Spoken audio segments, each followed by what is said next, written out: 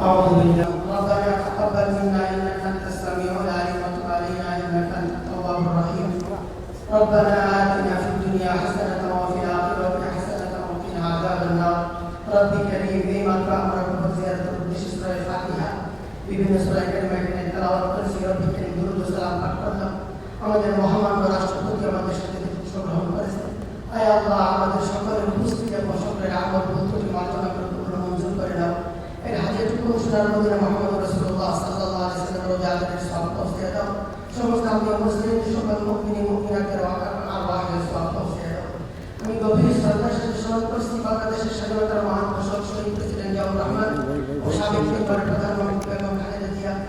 আয় আল্লাহ, ইতিপূর্বে যে সমস্ত মহামান্য রাষ্ট্রপতিদের, মাননীয় মন্ত্রিপরিষদ সদস্যদের, মাননীয় সংসদ সদস্যদের আমরা হারাইছি। বাংলাদেশের মুক্তিযুদ্ধে দেশগুলো মুক্তিযুদ্ধে শাহাদাত বরণ করেছেন। 24 জুলাই আগস্ট গণঅভ্যুত্থানে যে সকল ছাত্র জনতা ইন্তেকাল করেছেন, সকল বন্ধুদেরকে মাফ করে আল্লাহ সবাইকে মাফ করে দাও। সবার কবরকে জান্নাতের বাগান বানিয়ে দাও, জান্নাতের সর্বোচ্চ মাকাম স্থান দিয়ে দাও।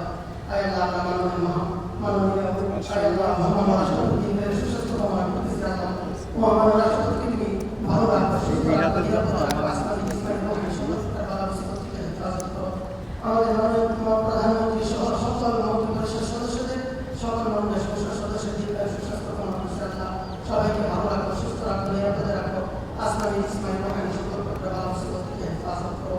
আমাদের সবাইকে মাফ করে দাও। রব্বির হামহুমা কামা রাব্বায়ানি সগীরা, রব্বির হামহুমা কামা রাব্বায়ানি সগীরা।